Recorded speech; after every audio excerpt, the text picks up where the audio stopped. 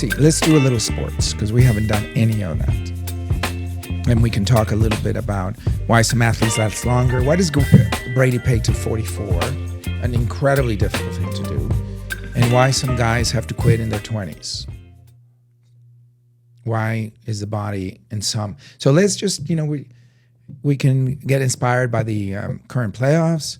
And you can say, hey, you're wearing your Italy shirt. Which one? Who is that? Totti. Is it?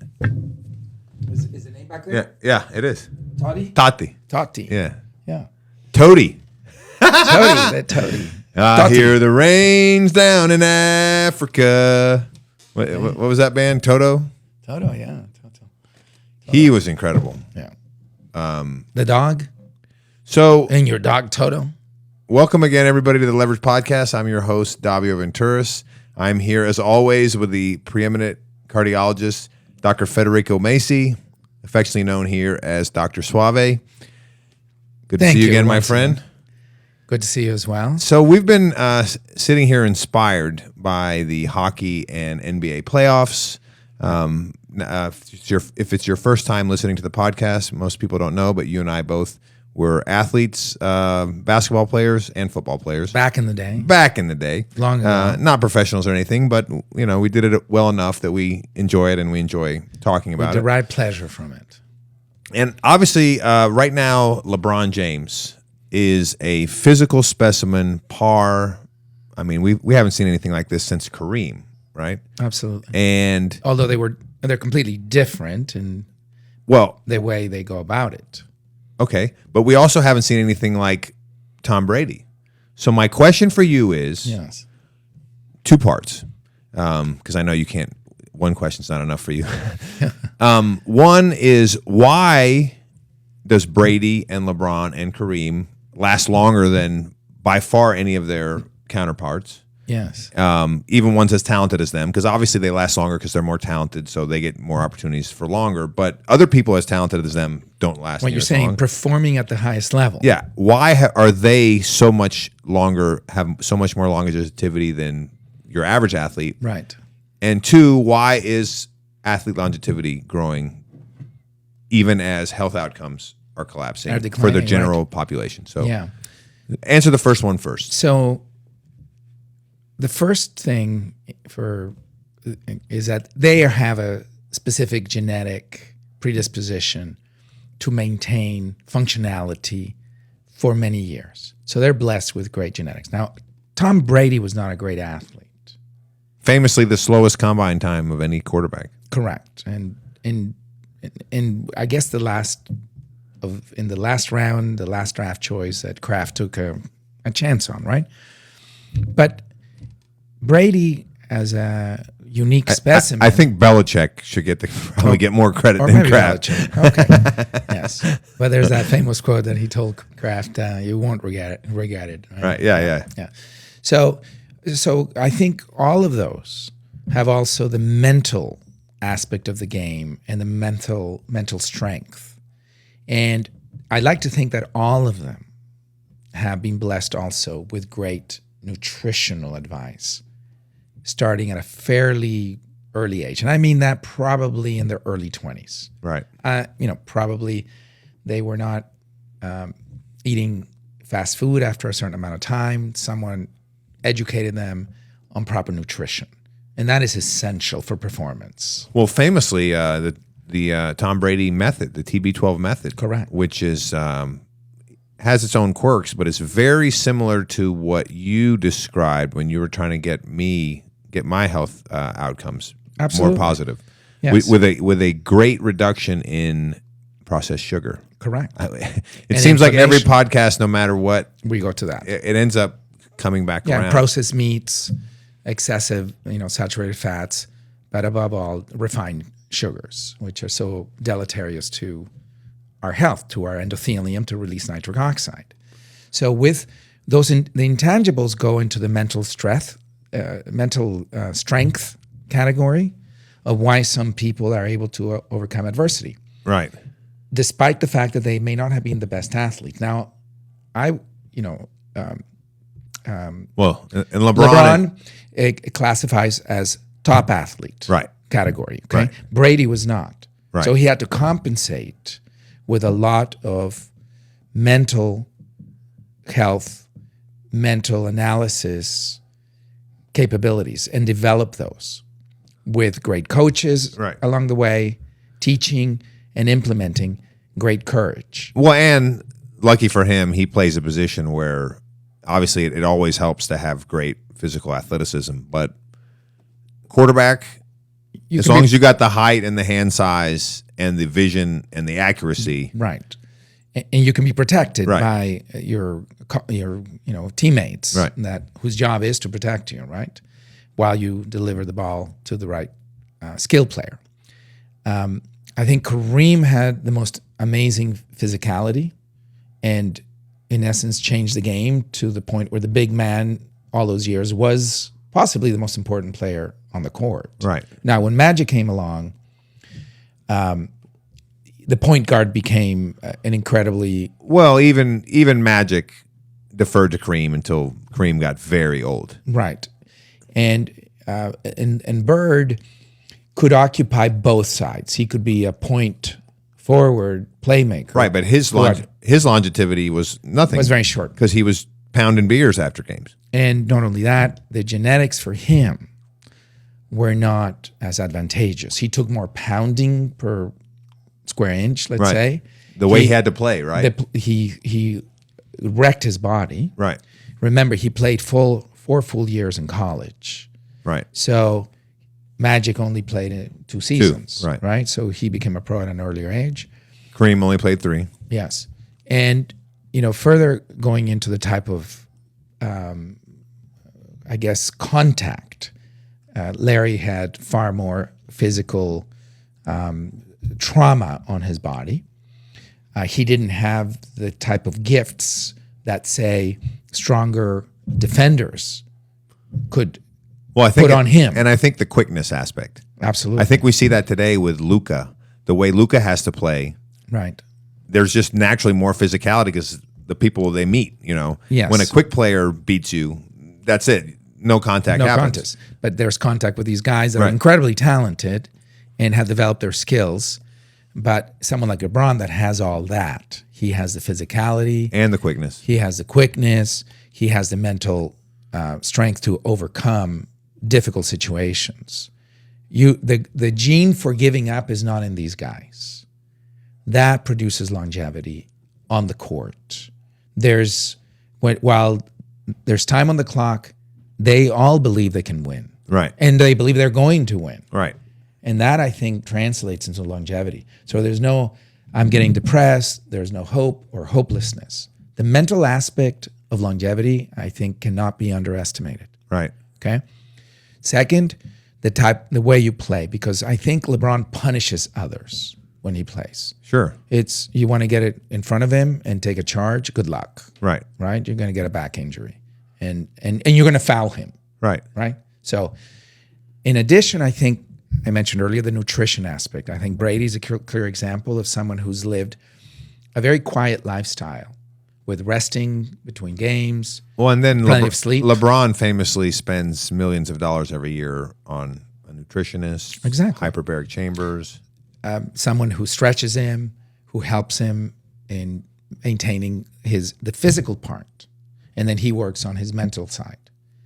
And I guess the coaching at times has been instrumental in helping him, especially in the early years. But I think he's a self-taught individual, after all. He doesn't necessarily need a coach now to tell him how to prepare for a game, Right. Right. or a playoff game. He's seen it, he knows what needs to be done, or the job at hand. I think the example of Kobe Bryant, for example, he is a guy who, was born into a basketball family with his dad, who was probably a great influence on him. Kobe, Right. amazingly gifted in every aspect, intelligence, physicality, Right. desire to win. Kobe could not accept losing. That's a great motivator for you to go on the court with. Right. We're not losing today. Bird, same thing. You're not beating us, no matter what you do. Do you think Kobe, that injury, do you think it was freak or do you think it was from overtraining? It could have been overtraining because those Achilles tendons, I think he ruptured it. Yeah. Are That led to an overuse. that led to his no longer being the Correct. Kobe of renown prior to. Right. But, he was still pretty good. And the pieces on the Lakers weren't there, and I think he tried to do too much at times. And, the team part maybe deteriorated a bit. But Kareem at a higher age was still performing. Yes. LeBron at a higher age was still performing. Kobe couldn't perform like that anymore. Well, that injury was instrumental. Was that because luck, that's your push. or do you think it was the overtraining? The overtraining over years. And I think he was more of an acrobat as well. So Meaning more jumping. That's wear and tear on those ligaments and tendons. But then, so like somebody like Bird, somebody like Kobe, Yes. sacrificed longevity. Longevity. Because because of body. Is that how you guys pronounce it in Canada? Yes. Longevity. Yeah, longevity. And the rest of the Anglo world. But maybe in Greece they don't. The way we pronounce it is longevity. Longevity, sorry. Yeah. But Larry took more pounding on his lumbar spine. That's why I'm saying those guys. The way he landed on his It's feet. it's like they sacrificed longevity in order to be more effective in the moment. Or physicality at that time. Because that was also LeBron gets accused of coasting in the regular season, especially on the defensive end. LeBron, I don't know if LeBron can be an amazing defender at any time. but he doesn't. He Right. picks his spots. Kareem famously, if our younger audience has never seen the movie Airplane, Right. Kareem is actually in that movie, and there's a whole gag about how he doesn't try on the defensive end, Yes. and he got upset over it. Yeah. Well, I encourage everybody to go look at that movie. That's one It's of the funny. one of the greatest movies of all time. Comedies, yes. But do you think there's also a bit of that where someone like Kobe and Bird, who gave their every moment to the blood On death, both sides of the court. whereas these other guys were able? Maybe. I guess one could say that. Because Brady also is famously in the regular season, he doesn't wait that last beat. He's not like Troy Aikman taking a hit, Right. 10 concussion hits a game. Correct. He gets rid of it and says, "We'll live to find another play." And Troy's body perhaps could, at the beginning of his career, withstand all of that. When the Cowboys at the beginning, that first year, Right. when they were 1-15, Right. and he got absolutely murdered. got murdered. Right? Murdered. So it took Jimmy Johnson comes in, revamps, and they become a great dynasty. But Troy took a lot of hits. Right. Troy, though, physicality, and we see him here walking on the Katy Trail. You could say he could still play. Yeah, right. I mean, that's how good he looks. Right. It's amazing. Well, to remember have that, the famous quote type from of Jerry physicality. Jones. say it. You know it. I don't want to be the one to say it. Okay. Yeah. So Do you know the one? I forgot conveniently. But anyways, it's how much trauma you take. Right. Right. And NFL players obviously take probably the most by far of any sport. Perhaps you could argue that some hockey players take a lot, depending on the position, depending on their skating ability. You could argue that boxers take, the most, and they become quote unquote punch drunk or some such because of the continual trauma. Well, it's more. CTE. Right. Right. And it's just more focused, just so that the And head, traumatic right. brain injury Right. over time, right? We know that results in deleterious effect for the brain. So, but longevity, there is also the aspect of load management that has unfortunately crept into a lot of the sports, which is what you were talking Right. about. So someone like a Michael Jordan went all out 100% of the time, Right. both ways. He could be scoring champion, best offensive player, best defensive player for the entire season, not just his a few games here or there. His whole mentality was, maybe this is somebody's only chance that they ever got to see me. I better show them. Amazing responsibility. Right.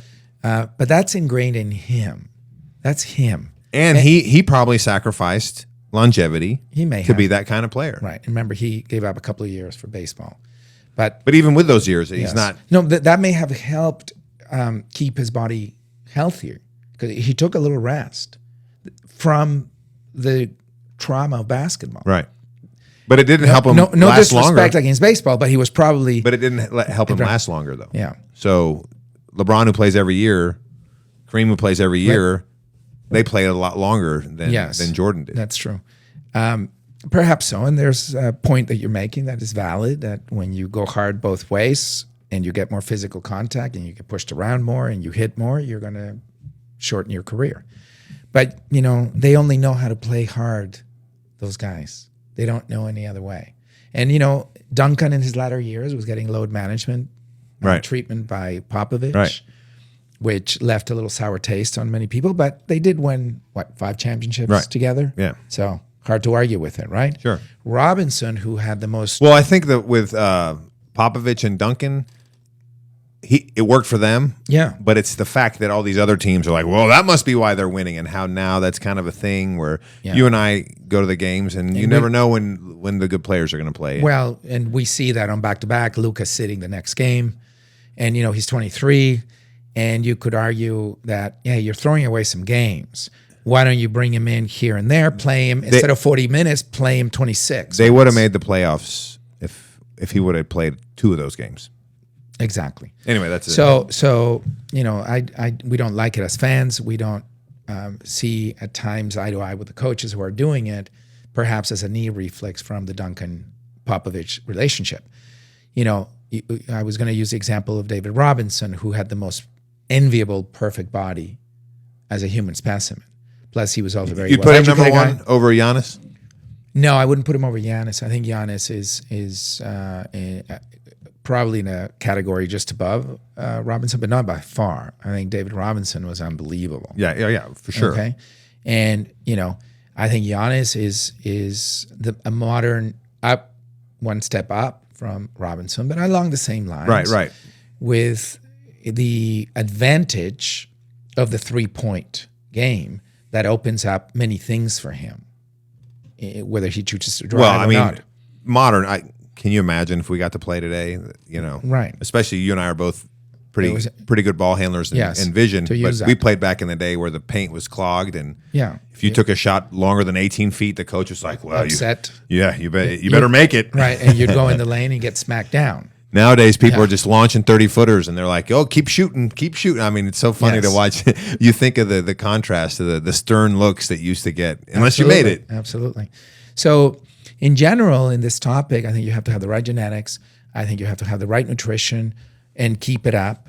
I think you have to limit your party life. I think you have to limit your negative relationships that may lead you astray. So I think these folks... So create emotional stress. Yeah, I mean, if you have, like LeBron, I think is being blessed because I think I may be mistaken, he has the same circle of friends that he's had since he was in junior high. Right? Same guys. Right. He's got his crew. And I think a couple of them one of them, went and became an accountant, and another one management. I mean, they're educated, they're smart guys. Right. They're doing well. And they protect him. Right. He's got a core group that's protected him. And he's taking care of them too. So it's a symbiotic relationship. And that's essential. I have a feeling that, Brady the same in his marriage. I would like to think he was very well protected. And, he had the downtime, connections with family, and just a couple of friends that were all positive influences, not dragging him into bad behaviors. I think you also have to have some family connection that helps you maintain some degree of humility, like Jordan did. I get, that Larry and Michael were the ultimate leverage users in the NBA. Right. In terms of manipulating the situation minute to minute, quarter to quarter in a particular game, especially during the playoffs. At the end of the day, Michael had, his mom until, he was murdered, his dad, that he was extremely close to. Right. And those were incredible positives. I think Larry, his dad had passed already, but I think he had very close, some family connections right. and very few friends that were very tight with him. And that's essential to keep humility. Because at the end, when you come home, you don't want to be this great NBA star. You just want to be Mike, right? Larry, regular guy. So and that allows you to have longevity and perspective, and not to go into this personality of I'm Magic Johnson 24/7. Like I'd like to be Irving, right? Sometimes with my buddies who can take shots at me and it doesn't hurt me. They're just joking with me. So I think that duality, your public and your personal life dichotomy, needs to be a perfect balance to reach longevity. Or you become depressed, anxious, and seeking dopamine. In other words, surges of pleasure through the wrong avenues. Wrong avenues, ways that destroy Going to the strip club, picking up your nitric oxide levels. Yeah. Anything that damages your nitric. So all these guys have probably great endovascular function, endothelial function. Right. Nitric oxide is phenomenal. That's right. That is nurtured by proper sleep patterns, proper nutrition, proper relationships that result in stress reduction and in optimizing your competitiveness. okay. So now we're going to take this to my second question. Yes. We now have clearly on this high end, the people that are doing it right and these outliers, a model for how to increase longevity. And it's not just the average age of the older veterans in these sports is also increasing, right? People are lasting like in longer. tennis, for example. It's a clear example. That was the next one. Federer and Djokovic and Nadal. Where they're keeping their peak at a way longer, which from everybody who's been listening to all our podcasts knows that means that their endothelial function, their nitric oxide levels are way higher for people their age than McEnroe or Connors, or we can go through and a that's list in the absence of any performance-enhancing drugs. I can tell you, Djokovic, Federer, Nadal, as an example in the tennis world, there's no performance-enhancing drugs whatsoever. So my question is, at the same time that we're having this on the high end, why are we at the other end? Are the outcomes collapsing? And what parallels can we use to like give us hope that we can turn around the general population and more emulate these avatars, super athletes, right? The avatars of our sport. Or is it there's no hope? So that's in the general society, we have a more sedentary, more social media driven, poor nutrition being driven with Madison Avenue marketing dollars across legacy media and, of course, social media promoting poor quality foods that erode our endothelial function, our mental health acuity, and increase the risk of metabolic syndrome, prediabetes, diabetes, hypertension, cholesterol, cardiovascular disease, and cancer. So nutrition is horrific among young population. I think I mentioned before, 85 million people consume at least one fast food meal a day in the U.S. One a day? Yes. The U.S. consumes about 33% of all the fast food in the world per year, of all the fast food in the world. So here in North America, we have horrific nutrition behaviors. Go to any mall, go to any sporting event, and I bet you're going to see an obesity rate, that's body mass index more than 30, of over 40%. Wow. Okay? The athletes have stepped out of that. They've recognized the problem early enough. Many of them, I can tell you, Djokovic has a nutritionist. He is on a gluten-free diet. He's on a low-sugar diet. He's on an antioxidant diet, plant-based predominantly. Federer, same thing. Nadal, same. They've stepped out of this. So those things work? Those things can actually help people? Absolutely. Even average people with normal genetics? Yes. You and I, with average talent, average genetics, we can become better. Slightly above average. Okay. All right. We'll give you a nudge, you dial it up a little bit. But yes, absolutely. By emulating and copying that behavior, from the super athletes. So unfortunately, parental teaching of nutrition, especially as someone, people who did not graduate or barely graduate from high school or with lesser education, they're not providing that to their children. But the nutritional information. Correct. And then, if only there was some sort of book for young kids to learn about nutrition. Oh, yes, absolutely. Tale of Two Farms, right? One of my books. And the Eisenhower series, right, on Amazon.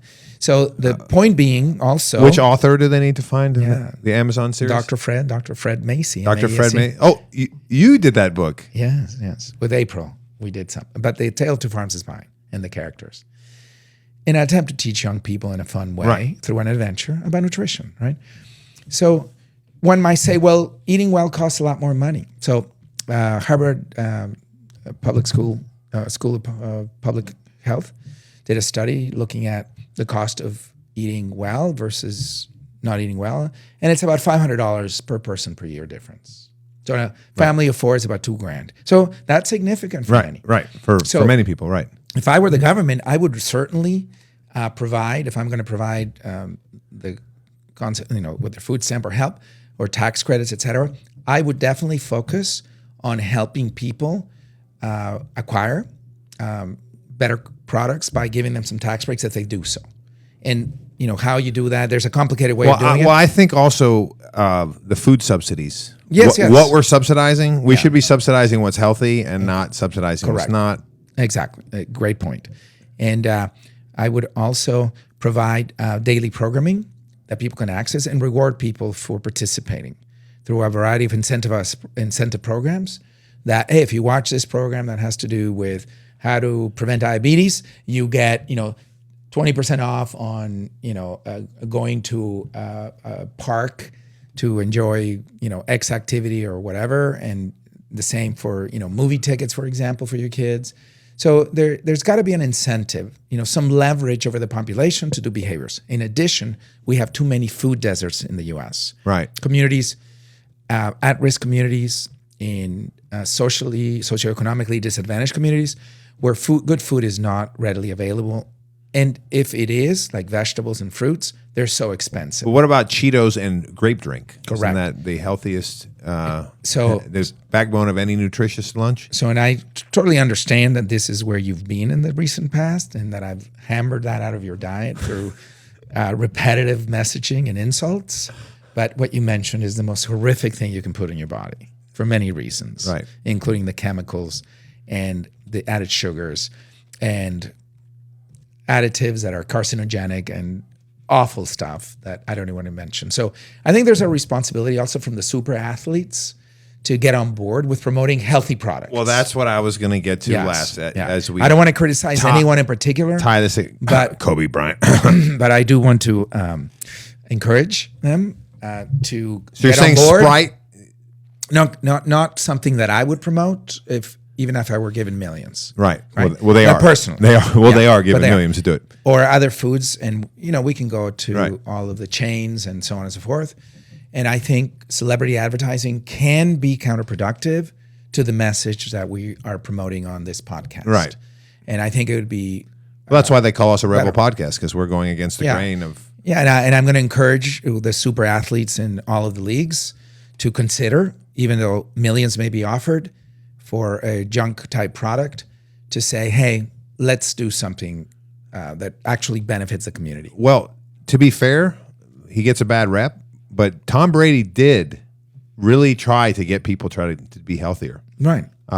He'd be a perfect person to come on this podcast and talk about that, because he really did use leverage to take average talent at best. Yes, at best. I mean, obviously above average compared to the average human being, but compared to NFL Combine, absolutely average would say. But he leveraged his strengths. Yeah, his mental. And then once he got to the top of the mountain, he wasn't on there saying, hey, everybody drink Coca-Cola and you can be like, he has a TB12 method, and he was trying to get people to eat low sugar and take control of their health. Yeah, more of a plant-based diet. Yeah, and less negative chemicals and so on.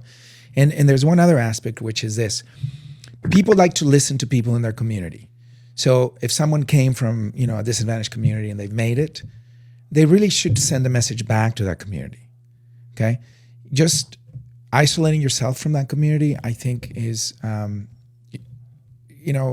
some degree, not optimizing what you can do for Well, even if you don't isolate yourself, but you come back with the wrong message, it could be negative. Right.